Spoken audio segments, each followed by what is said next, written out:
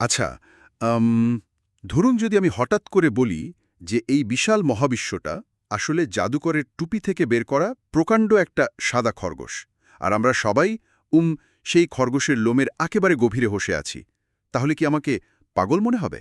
পাগল কেন মনে হবে? যারা জোস্টিন গার্ডারের সোফিস ওয়ার্ল্ড বইটা পড়েছেন তারা তো সহজেই ব্যাপারটা রিলেট করতে পারবেন। একদম তাই। এই বইটার এই নির্দিষ্ট রূপকটা, মানে খরগোশের এই ব্যাপারটা আমার মাথা থেকে কিছুতেই বের হচ্ছে না। গার্ডার তো মূলত বলছেন যে আমরা সাধারণ মানুষরা জন্ম নিই এই অসীম মহাবিশ্বের খরগোশের লোমের একদম গভীরে। হুম। আর জায়গাটা বেশ আরামদায়ক আর উষ্ণ। আমরা সেখানে নিজেদের দৈনন্দিন জীবন, কাজ আর ছোটখাটো সমস্যা নিয়ে এতই ব্যস্ত হয়ে পড়ি যে আসল খরগোশ বা জাদুকরের কথা ভুলেই যাই। রাইট। তো আমাদের আজকের এই গভীর আলোচনার মূল বিষয়ই হল মানবজাতির সেই যাত্রা, মানে কিভাবে মানুষ ওই পৌরাণিক কল্পকাহিনীর আরামদায়ক জগৎ থেকে বেরিয়ে এসে যুক্তি, বিজ্ঞান আর আত্মানুসন্ধানের পথে হাঁটল। খুব চমৎকার একটা মিশন। হ্যাঁ, কিন্তু উম, আমার কাছে সবচেয়ে বিস্ময়কর লাগে যে একটা ছোট্ট শিশু যখন এই পৃথিবীতে আসে তখন তার কাছে সবকিছুই জাদুর মতো মনে হয়। তার মনে হাজারো প্রশ্ন থাকে, অথচ বড় হওয়ার সাথে সাথে সেই বিস্ময়টা কোথায় যেন হারিয়ে যায়। এটা আসলে দর্শনের একেবারে কেন্দ্রবিন্দুর একটি প্রশ্ন। দার্শনিকরা মনে করেন মানুষের মন যখন চারপাশের জগতের সাথে খুব বেশি অভ্যস্ত হয়ে যায় তখনই তার ভেতরের ওই বিস্ময়বোধ বা ফ্যাকাল্টি অফ ওয়ান্ডার মারা যায়। মানে আমরা সবকিছুকে খুব টেকেন ফর গ্রান্টেড হিসেবে ধরে নিই। একদম। এই যে সূর্য উঠছে, বৃষ্টি পড়ছে, ঋতু বদলাচ্ছে, তখন আমরা মূলত ওই খরগোশের লোমের গভীরে আরামদায়ক ঘুমে তলিয়ে যাই।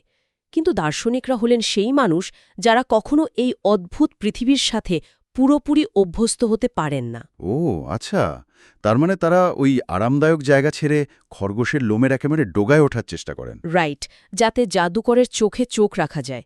আর এই জাদুকরের চোখের দিকে তাকানোর প্রথম চেষ্টাটা মানুষ করেছিল একেবারে সৃষ্টির শুরুতে, যখন বিজ্ঞান বলে আসলে কিছুই ছিল না। হ্যাঁ, তখন তো মানুষ প্রকৃতির বিশাল শক্তির সামনে একেবারে অসহায় ছিল। বৃষ্টি কেন হচ্ছে বা কেন খরা হচ্ছে, এসবের তো কোনো ল্যাবরেটরি ভিত্তিক ব্যাখ্যা তাদের কাছে ছিল না। ঠিক বলেছেন। আর সেই অসহায়ত্ব আর প্রবল কৌতূহল থেকেই মানুষ গল্প বা মিথ তৈরি করতে শুরু করল। যেমন নর্স মিথোলজিতে বলা হতো আকাশে বিদ্যুৎ চমকানোর কারণ হল থর তার বিখ্যাত হাতুড়ি ঘোরাচ্ছেন। কিন্তু এই মিথগুলো কিন্তু শুধু রূপকথা বা বিনোদনের জন্য বলা গল্প ছিল না।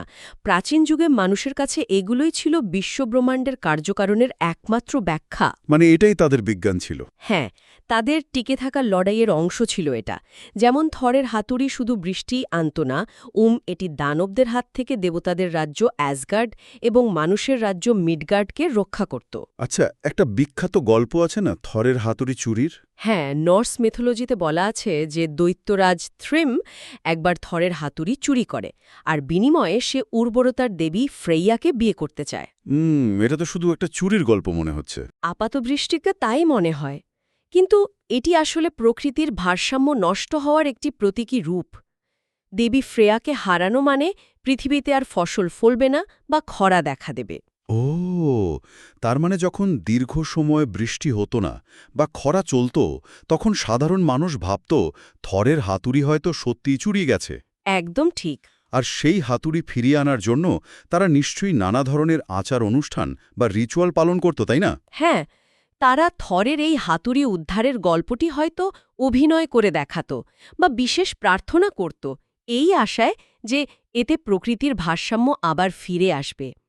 তাদের কাছে মিথ এবং বাস্তবতার মধ্যে কোনো দেয়াল ছিল না। কিন্তু এখানেই তো একটা বড় ফাঁক থেকে যাচ্ছে। মানে মানুষ হয়তো বৃষ্টির জন্য দিনের পর দিন প্রার্থনা করল, নাটক করল, কিন্তু বৃষ্টি তো আর এলো না, ফসল নষ্ট হয়ে গেল। বাস্তবের সাথে তো গল্পের সবসময় মিল থাকে না। রাইট। তো এক পর্যায়ে তো মানুষের মনে প্রশ্ন জাগবেই যে এই গল্পগুলো আদৌ সত্যি কিনা। প্রকৃতির আসল নিয়মগুলো জানার জন্য শুধু গল্পের উপর নির্ভর করাটা নিশ্চয়ই একটা সময় এসে আর কাজ করছিল না। আর ঠিক ওই সংকট থেকেই দর্শনের জন্ম। খ্রিস্টপূর্ব ৭০০ অব্দের দিকে যখন হোমার এবং হেসিওড গ্রিক মিথোলজিগুলো লিখে ফেললেন, তখন মানুষ প্রথমবারের মতো সেই গল্পগুলোকে সামনে রেখে সমালোচনা করার সুযোগ পেল। মানে লিখিত প্রমাণ চোখের সামনে চলে এলো। হ্যাঁ, জেনোফেনিসের মতো চিন্তাবিদরা বলতে শুরু করলেন যে দেবতারা তো আসলে মানুষেরই প্রতিচ্ছবি। তিনি একটা মজার কথা বলেছিলেন যে মানুষ যদি ঘোড়া হতো তাহলে তারা নিশ্চয়ই ঘোড়ার মতো দেখতে কোনো দেবতার উপাসনা করত। হ্যাঁ, দারুণ তো। এরপরে এলেন সেই সব চিন্তাবিদ যাদের আমরা ন্যাচারাল ফিলসফার বা প্রকৃতি দার্শনিক বলে থাকি। তারা দেবদেবীর গল্প বাদ দিয়ে প্রকৃতির পরিবর্তনের পেছনে একটি যৌক্তিক এবং প্রাকৃতিক কারণ খুঁজতে শুরু করলেন। এই ন্যাচারাল ফিলসফারদের চিন্তাভাবনাগুলো কিন্তু বেশ চমকপ্রদ।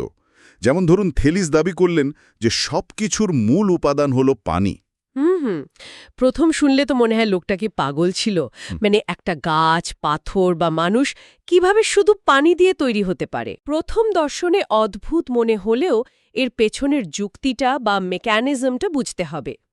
থেলিস সম্ভবত খেয়াল করেছিলেন যে পানি একমাত্র উপাদান যা খুব সহজেই তিনটি ভিন্ন রূপে বিরাজ করতে পারে।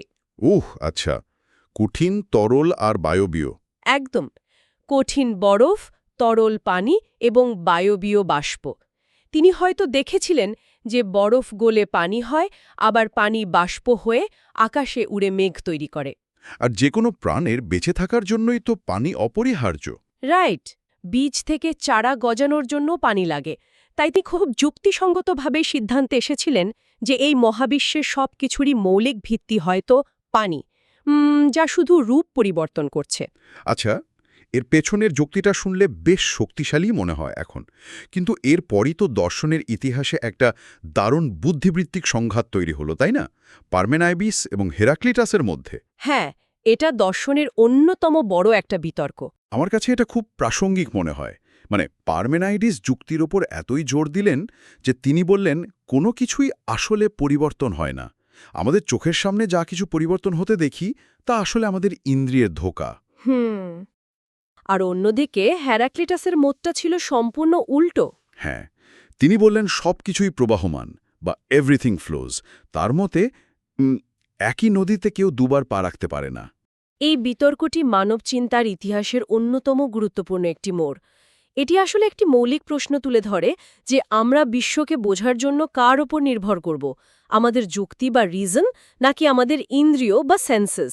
খুব কঠিন একটা পছন্দ। হ্যাঁ, কারণ পারমেনাইডিস ছিলেন খাঁটি যুক্তিবাদী।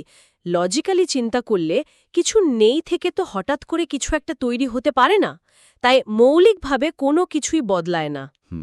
আর হেরাক্লিটাস তো ইন্দ্রিয়কে বিশ্বাস করতেন। আমরা তো চোখের সামনেই ঋতু বদলাতে দেখি, মানুষকে বৃদ্ধ হতে দেখি। রাইট। এই ব্যাপারটা আমাকে আধুনিক বিজ্ঞানের কিছু ধারণার কথা মনে করিয়ে দিচ্ছে।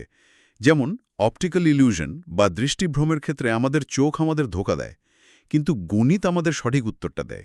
খুব সুন্দর একটা উদাহরণ। আবার ধরুন কোয়ান্টাম ফিজিক্সে এমন অনেক কিছুই আছে যা সাধারণ যুক্তিতে মেলে না, কিন্তু ল্যাবরেটরির পরীক্ষায় ঠিকই সত্যি প্রমাণিত হয়। তো এই যে ইন্দ্রিয় বনাম যুক্তির লড়াইয়ের সমাধান তখনকার দিনে কে করেছিল? এই বিশাল দ্বন্দ্বের সমাধান নিয়ে এলেন দার্শনিক এম্পেডক্লেস। তিনি বললেন পারমেনাইডিস এবং হেরাক্লিটাস উভয়েই অর্ধেকটা ঠিক আর অর্ধেকটা ভুল বলেছেন। আচ্ছা, দুজনেই অর্ধেক ঠিক, সেটা কিভাবে? এম্পেডোক্লেস প্রমাণ করলেন যে প্রকৃতির মূল উপাদান শুধু একটি হতে পারে না, যেমনটা থেলিস ভেবেছিলেন। তিনি চারপাশের জগৎকে মাটি, বাতাস, আগুন এবং পানি, এই চারটি মৌলিক উপাদানে ভাগ করলেন। আচ্ছা, চারটে এলিমেন্ট। হ্যাঁ, তিনি বললেন যখন একটি ফুল ফোটে বা একটি প্রাণী জন্ম নেয় তখন মূলত এই চারটি উপাদানের মিশ্রণ ঘটে, আর যখন তারা মারা যায় তখন উপাদানগুলো আলাদা হয়ে যায়। আর এই মেশার আলাদা হওয়ার পেছনে তিনি দুটি শক্তির কথা বলেছিলেন বা? একদম ঠিক, ভালোবাসা এবং সংঘাত। দাঁড়ান, এই মেশার আলাদা হওয়ার ব্যাপারটা আমার কাছে ডেমোক্রিটাসের ধারণার সাথে খুব মিলে যায় বলে মনে হচ্ছে। ডেমোক্রিটাস বলেছিলেন সবকিছু অসংখ্য ক্ষুদ্র অবিভাজ্য কণা বা পরমাণু দিয়ে তৈরি। অ্যাটমের ধারণা। হ্যাঁ, আমি কি এটা এভাবে ভাবতে পারি? ধরুন ব্যাপারটা অনেকটা লেগো ব্লক দিয়ে খেলার মতো। ছোটবেলায় আমরা একই লেগো ব্লক দিয়ে হয়তো আজকে একটা গাড়ি বানাতাম, কাল সেটা ভেঙে একটা দুর্গ তৈরি করতাম। দারুণ একটা অ্যানালজি। মানে লেগো ব্লকগুলো কিন্তু নিজে থেকে ভাঙছে না বা নষ্ট হচ্ছে না, সেগুলো অবিনশ্বর। শুধু তাদের যুক্ত হওয়ার ধরন বদলাচ্ছে বলে জিনিসগুলোর আকার বদলাচ্ছে। লেগোর এই অ্যানালজিটি ডেমোক্রিটাসের তত্ত্ব বোঝার জন্য একদম নিখুঁত। ডেমোক্রিটাস মূলত দর্শনের ইতিহাসে একজন চরম বস্তুবাদী বা মেটেরিয়ালিস্ট হিসেবে পরিচিত। বস্তুবাদী মানে তিনি আধ্যাত্মিকতায় বিশ্বাস করতেন না। রাইট। তার মতে প্রকৃতিতে কোনো ঐশ্বরিক উদ্দেশ্য বা নকশা নেই। এই যে পরমাণুগুলো বা আপনার ভাষায় লেগো ব্লকগুলো মহাকাশে ঘুরপাক খাচ্ছে এবং একে অপরের সাথে যুক্ত হচ্ছে, এর পেছনে কোনো দেবতার হাত নেই। মানে সবকিছুই যান্ত্রিকভাবে বা মেকানিক্যালি ঘটছে। হ্যাঁ, এমনকি তিনি এও বিশ্বাস করতেন যে মানুষের আত্মাও এক ধরনের বিশেষ গোলাকার ও মসৃণ সোল অ্যাটম দিয়ে তৈরি। মানুষের মৃত্যুর পর সেই অ্যাটমগুলো চারিপাশে ছড়িয়ে পড়ে এবং পরবর্তীতে নতুন কোনো আত্মায় যুক্ত হতে পারে। এটা তো সে সময়ের প্রেক্ষাপটে রীতিমতো বিপ্লবী একটা কথা ছিল। কিন্তু ডেমোক্রিটাসের এই তত্ত্ব দর্শনের একটা বড় সমস্যার সমাধান করলেও নতুন একটা সংকটের জন্ম দিল। কোন সংকটের কথা বলছেন? ধরুন, যদি সবকিছুই শুধু অ্যাটম বা লেগো ব্লকের যান্ত্রিক সংমিশ্রণ হয়, তাহলে আমরা মানুষরা সমাজে কিভাবে একসাথে থাকব? কোনটি ঠিক, কোনটি ভুল, ন্যায়বিচার কি, এসবের উত্তর তো আর ফিজিক্স বা অ্যাটম দিতে পারবে না। খুব ভালো একটা পয়েন্ট তুলেছেন। আর ঠিক এই শূন্যস্থান পূরণ করতেই অ্যাথেন্সের সোনালী যুগের দার্শনিকদের আবির্ভাব ঘটল। ওহ, এথেন্সের সেই বিখ্যাত সময়টা। হ্যাঁ, প্রকৃতির নিয়ম খোঁজার পর মানুষের চিন্তার কেন্দ্রবিন্দু সরে এলো মানুষের নিজের দিকে এবং সমাজের দিকে। এথেন্সে তখন গণতন্ত্র বিকশিত হচ্ছে। এমন সময় সেখানে সফিস্টদের আগমন ঘটে। সফিস্টরা কারা ছিলেন? সফিস্টরা ছিলেন মূলত ঘুরা বেড়ানোর শিক্ষক, যারা টাকার বিনিময়ে জ্ঞান বিতরণ করতেন। তারা মনে করতেন পরম সত্য বা সার্বজনীন ঠিক ভুল বলে কিছু নেই। সমাজ ভেদে, সংস্কৃতি ভেদে সত্য বদলে যায়, অর্থাৎ সবকিছুই আপেক্ষিক। এই সফিস্টদের চিন্তা আমাকে আজকের দিনের ইন্টারনেটের কিছু মানুষের কথা মনে করিয়ে দেয়। মানে যারা মনে করে যে কোনো বিষয়ে তাদের নিজস্ব মতামতটাই একমাত্র সত্য, আর পৃথিবীতে চিরন্তন বলে কিছু নেই। হ্যাঁ, আধুনিক যুগেও এই রিলেটিভিজম বা আপেক্ষিকতাবাদ খুব দেখা যায়। আর এই আপেক্ষিকতার বিরুদ্ধেই তো সক্রেটিস পাহাড়ের মতো রুখে দাঁড়িয়েছিলেন, তাই না?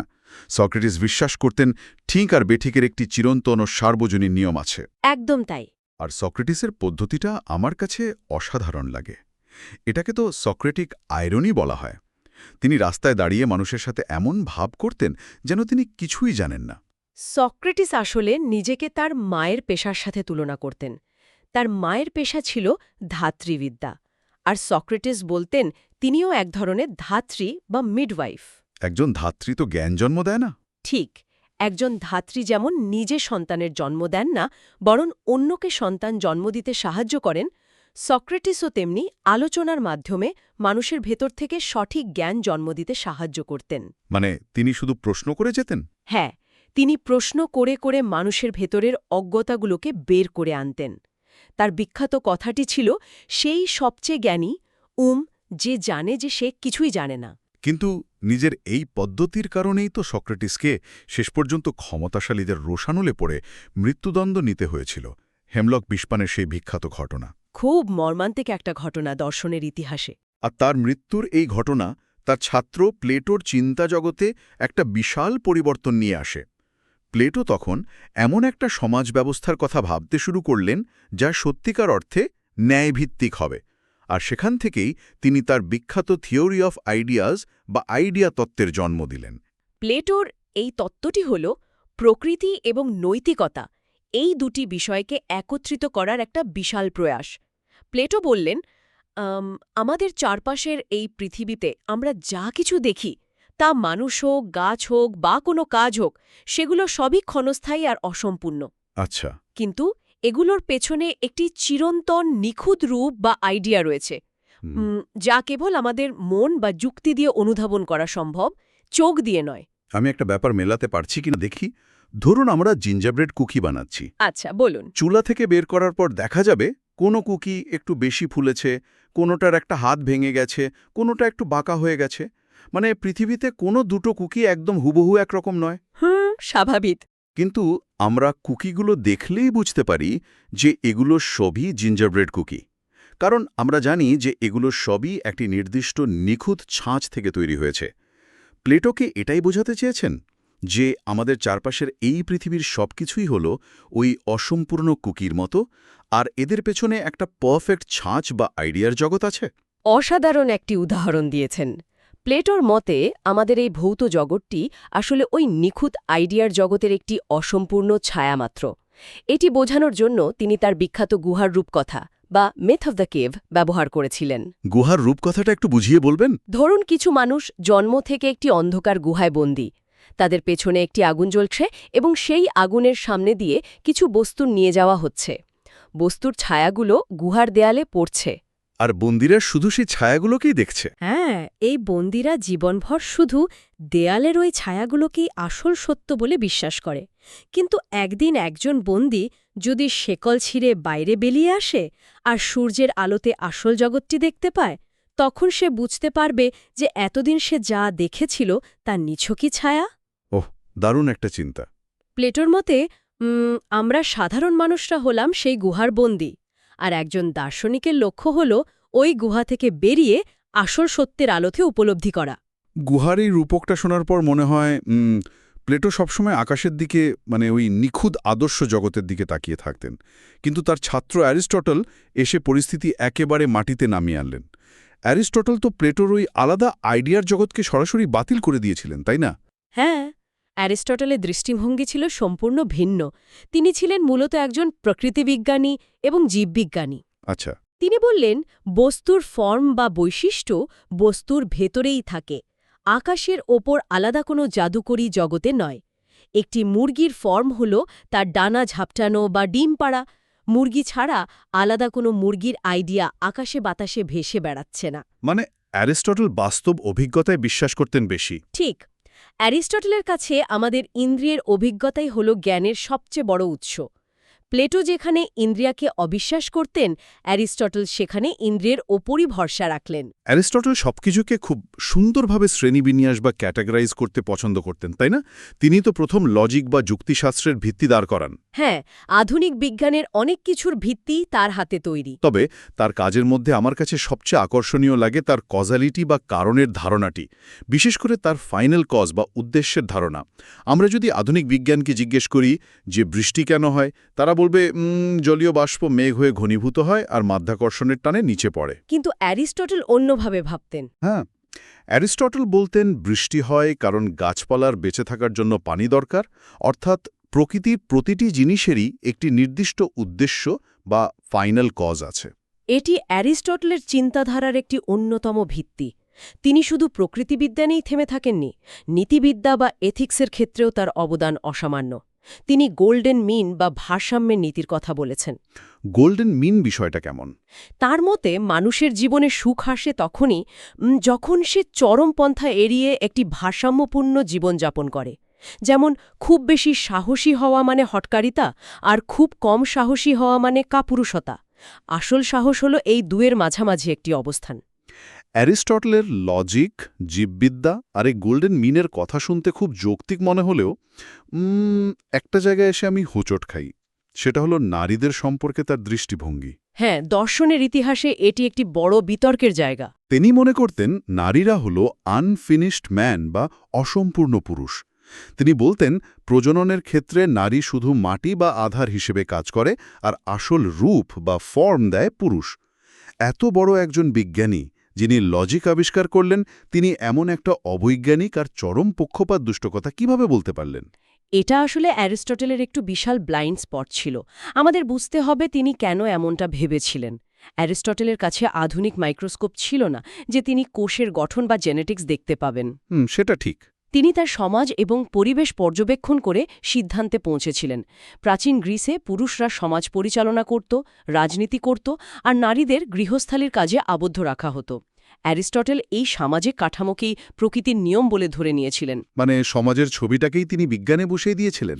হ্যাঁ, তিনি মনে করেছিলেন পুরুষ যেহেতু সমাজে সক্রিয়, তাই প্রকৃতিতেও তারা সক্রিয় ভূমিকা পালন করে, আর নারী যেহেতু সমাজে নিষ্ক্রিয়, প্রজননেও তারা নিষ্ক্রিয়।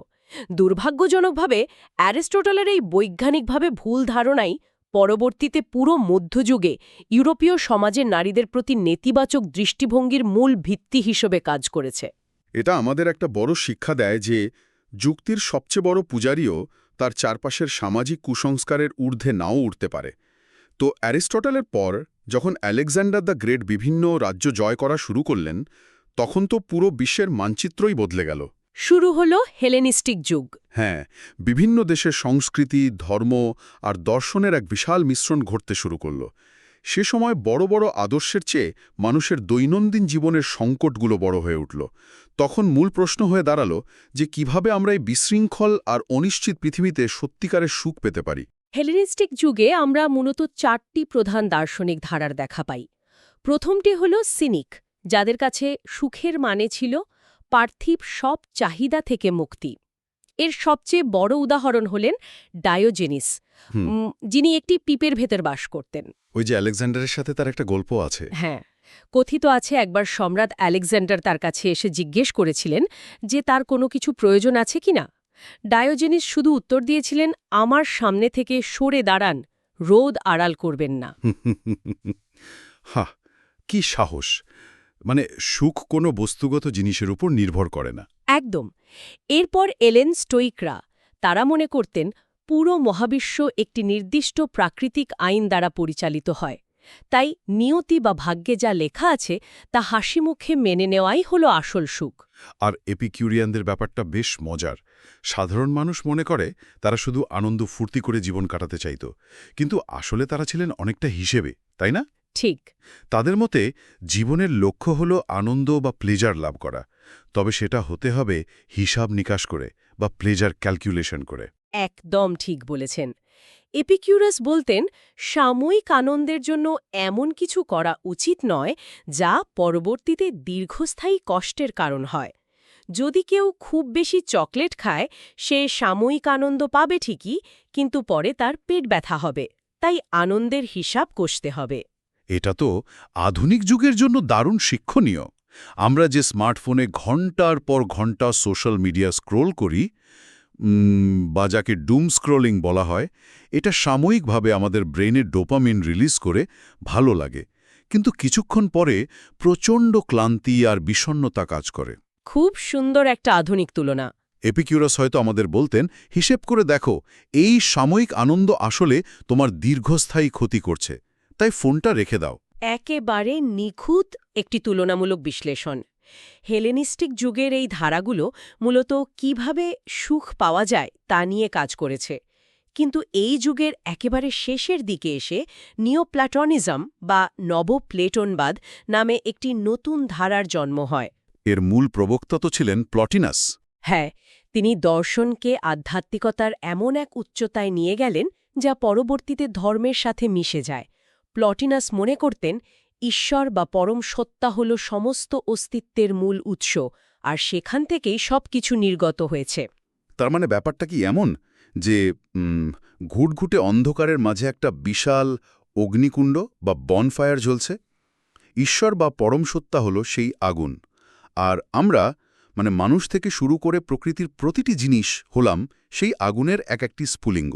দারুণ একটা ছবি এঁকেছেন। আগুনের যত কাছে থাকা যায় তত বেশি আলো এবং উত্তাপ পাওয়া যায়, আর আগুন থেকে যত দূরে যাওয়া যায় তত অন্ধকার বা অসৎ অস্তিত্ব। প্লটিনাস কি এটাই বোঝাতে চেয়েছিলেন যে আমাদের আত্মাও মূলত ওই আগুনেরই একটি অংশ? হ্যাঁ, এবং এখানেই মিস্টিক বা আধ্যাত্মিক দর্শনে মূল রহস্য লুকিয়ে আছে। একজন মিস্টিক বিশ্বাস করেন যে ধ্যানের মাধ্যমে একটি পর্যায়ে গিয়ে মানুষের নিজস্ব সত্তা বা ইগো সেই পরম সত্তার সাথে পুরোপুরি বিলীন হয়ে যায়। মানে নিজের আলাদা কোনো অস্তিত্ব থাকে না আর। ঠিক, এটি ঠিক যেন এক ফোঁটা পানি যা সমুদ্রে মিশে গিয়ে নিজেই বিশাল সমুদ্র হয়ে ওঠে। এই অনুভূতি বিশ্বের প্রায় প্রতিটি ধর্ম এবং সংস্কৃতিতেই দেখা যায়, যেখানে মানুষ নিজের ক্ষুদ্র সীমানা পেরিয়ে এক অনন্ত সত্তার সাথে মিশে যাওয়ার অভিজ্ঞতা লাভ করে। কি চমৎকার একটি যাত্রা! আমরা দেখলাম কিভাবে মানুষ মেঘের গর্জনের ব্যাখ্যা খুঁজতে গিয়ে থরের হাতুড়ি থেকে শুরু করে ডেমোক্রেটাসের পরমাণুতে পৌঁছাল। এক বিশাল বুদ্ধিবৃত্তিক বিবর্তন। তারপর সেই অনুসন্ধান ঘুরে গেল মানুষের নিজের দিকে। সক্রেটিস মানুষের ভেতরের অজ্ঞতা ভাঙলেন, প্লেটো আমাদের নিখুঁত আইডিয়াস জগৎ চেনালেন, আর অ্যারিস্টটল সেটাকে মাটিতে নামিয়ে আনলেন। আর সবশেষে নিওপ্ল্যাটনিজমের মাধ্যমে মানুষ নিজের ভেতরের পরম সত্তাকে খোঁজার চেষ্টা করল। আর সবচেয়ে বড় কথা হল, সত্যকে জানার এই পথে সক্রেটিসের মতো মানুষদের হাসি মুখে মৃত্যুবরণ করতে হয়েছে। দর্শনের এই ৩,০০০ বছরের ইতিহাস আমাদের এটাই শেখায় যে সত্যের সন্ধান কখনো সহজ ছিল না। ওই খরগোশের লোমের ভেতর থেকে বেরিয়ে এসে জাদুকরের দিকে তাকানোর জন্য প্রবল সাহস এবং কৌতূহল প্রয়োজন হয়।